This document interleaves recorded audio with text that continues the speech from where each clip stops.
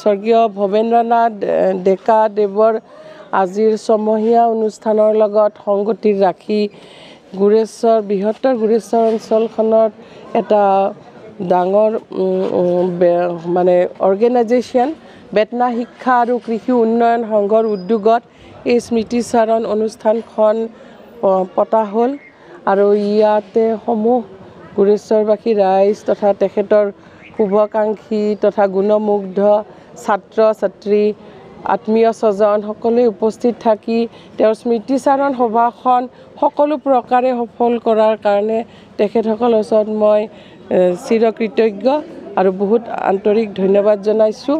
ইয়াৰ উপৰিও আজি মোৰ মনটো খুব ভাল লাগিছে, এইখিনি ভাবিয়ে শান্তি পাইছোঁ যে দেউতাই বৃহত্তৰ গুৰেশ্বৰ অঞ্চলৰ কাৰণে যিমানখিনি ভাবিছিল বা চিন্তা কৰিছিল সেই যুগতে তাহানিৰ দিনতে সমাজ উন্নয়নৰ বাবে যিমানখিনি চেষ্টা কৰিছিল কাম কাজত লাগিছিল তেওঁৰ মনটো এই অঞ্চলৰ এই সমাজৰ প্ৰতি বা গুৰেশ্বৰবাসীৰ কাৰণে যিমান মানে মনটো যে তেওঁৰ মানে একাত্মিকতা আছিল তেওঁৰ তেখেতৰ মৃত্যুৰ পিছত আজি এই গোটেই অঞ্চলটোৰ মানুহৰ লগত তেখেতৰ বিষয়ে মত বিনিময় কৰিব পাৰি মই বহুত আনন্দিত হৈছোঁ আৰু সকলোৰে ওচৰত কৃতজ্ঞ।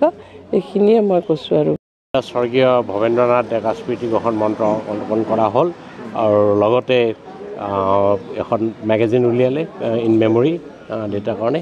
গতিকে আজি বাইদেউ যিটো ক'লে সেইখিনি কৰাৰ আগতে স্মাৰকৰ কৰাৰ লগতে স্মৃতিগ্ৰন্থখনো অংকন কৰা হ'ল। কি বিষয় আচলতে সন্নিৱিষ্ট কৰা থাকিব এই গ্ৰন্থপুথিখনত বেলেগ বেলেগে লিখিছে, ফেমিলি মেম্বাৰে লিখিছে বা ফ্ৰেণ্ডছ কলিগছ আৰু যিটো গুৰেশ্বৰ সমাজৰ অনেক লোকে লিখিছে তেখেতৰ বিষয়ে এক্সপিৰিয়েঞ্চ।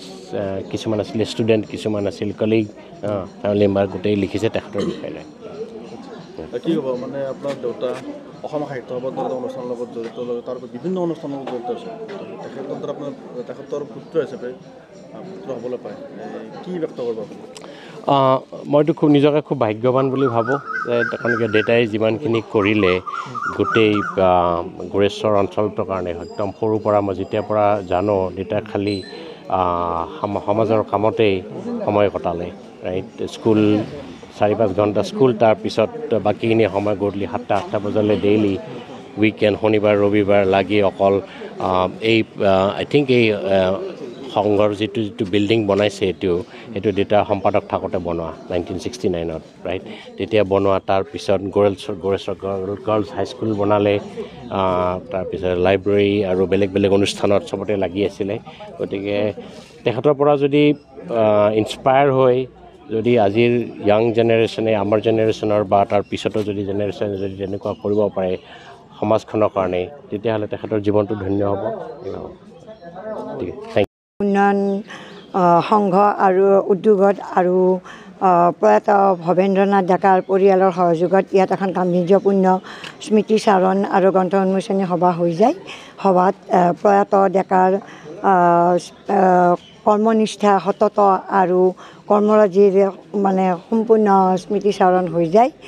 আৰু আমি আশা কৰিম তেখেতৰ এই কৰ্মনিষ্ঠা, সততা আৰু অনুপ্ৰেৰণাখিনিয়ে গুৰেশ্বৰৰ নাগৰিক আৰু আজিৰ প্ৰজন্মই আশীষ হিচাপে লৈ গুৰেশ্বৰৰ উন্নতি সাধন কৰিবলৈ চেষ্টা কৰিব।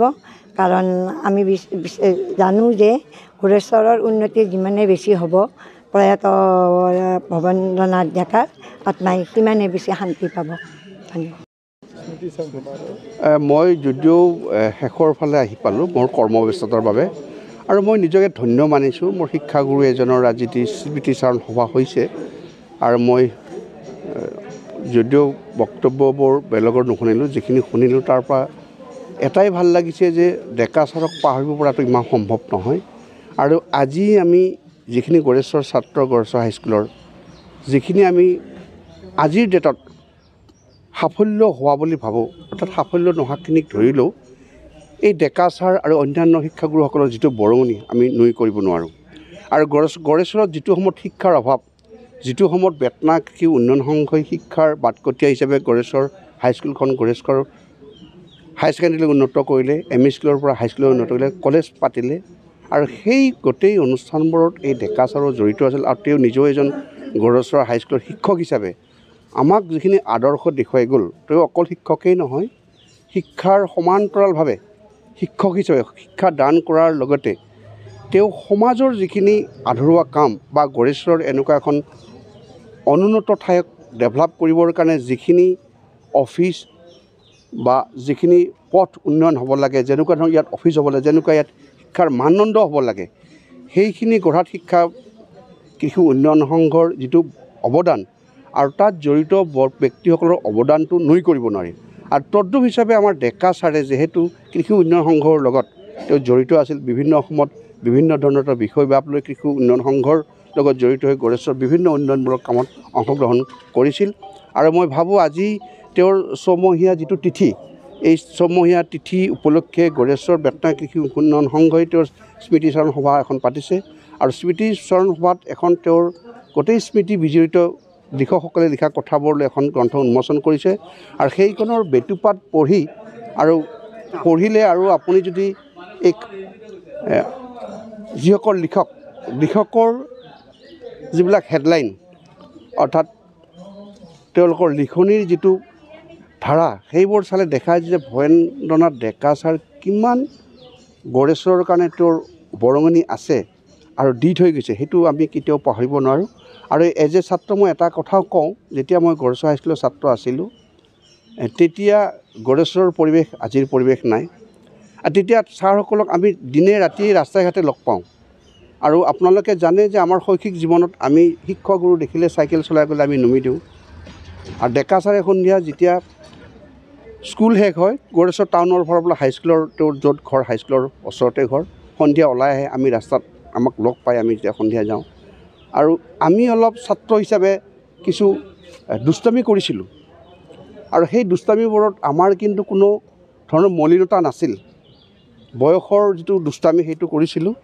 আৰু ছাৰে কিন্তু সেইবোৰ আমাক কোনোদিনে তেওঁ শাসন কৰিছিল, শাসন কৰিলেও তেওঁ কোনোদিনে আমাক এনেকৈ কৰা নাছিল, নিৰ্দেশ দিয়া নাছিল। আমাক সদায় ছাৰে কিন্তু হ'ব পাৰে এনেকুৱা ধৰণৰ প্ৰশ্নবোধক কথাৰে আমাক বুজাইছিল, এইটো কৰাটো ঠিক নহ'ব নেকি, এইটো ভাল নহ'ব নেকি, তোমালোকে জানে এইটো কৰিলে ভাল হ'ব বুলি ভাবা। এই যে কথাবোৰ আমি তেতিয়া উপলব্ধি কৰা নাছিলোঁ, কিন্তু আজি যেতিয়া আমি পৰিণত হৈছোঁ, আমিও যেতিয়া গাৰ্জেন হৈছোঁ, আমিও যেতিয়া আজি সমাজৰ কিছুমান উন্নয়নমূলক কামত বা সমাজৰ কথা চিন্তা কৰিবলৈ, তেতিয়া আমি ভাবিছোঁ ছাৰে সেই কোৱা কথাবোৰৰ আজি কিমান গভীৰতা, আজি কিমান মৰ্মে মৰ্মে আমি উপলব্ধি কৰিছোঁ। মই আপোনালোক এইটোৱে ক'ব বিচাৰোঁ, ছাৰৰ নিচিনা ব্যক্তিয়ে সমাজত আৰু জনম লওক, সমাজৰ যিবিলাক মলিনতা সেইবিলাক ধুই নিয়ক, আমাৰ দৰে ছাত্ৰক তেওঁ আৰু আশীৰ্বাদ দিয়ক। আপোনালোকে সেইটোকে গড়েশ্বৰবাসী ৰাইজে সকলোৱে আমি সেইটোৱে কামনা কৰিব লাগে। আৰু আমি দেখিছোঁ ছাৰৰ এটা ভাল গুণ, আৰু তেওঁৰ ছাৰৰ আজি আমি ক'ব লাগিব যে গড়েশ্বৰৰ সুসন্তান ধ্ৰুৱ ডেকা, তেওঁৰ ছোৱালী ভনিতা ডেকা, ডক্টৰ ভনিতা ডেকা, তেওঁলোকে আজি তেওঁ এজন থাকে বিদেশত, আমেৰিকাত থাকে, আৰু এই তেওঁৰ ছোৱালী আজি গড়েশ্বৰত শিক্ষকতা কৰি যদিও তেওঁৰ PhD কৰিছে, একদম সৌভাগ্যৱান। আৰু ছাৰৰ ল'ৰা ছোৱালীৰ এনে শৈক্ষিক ব্যুৎপত্তি দেখি আমি সঁচাই গড়েশ্বৰবাসী আনন্দিত হৈছোঁ। তেওঁলোকৰো আমাৰ ৰাইজৰ ফালৰ পৰা শুভেচ্ছা আছে। আৰু ছাৰৰ বিদেহী আত্মাৰ সদগতি কামনা কৰি, আৰু তেওঁ যাতে পুনৰ জনম লয়, আকৌ যাতে ৰাইজৰ এই ধূলিবোৰ গুচাই দিয়াত তেওঁ এজন পথ প্ৰদৰ্শক হয়, তাকে কামনা কৰি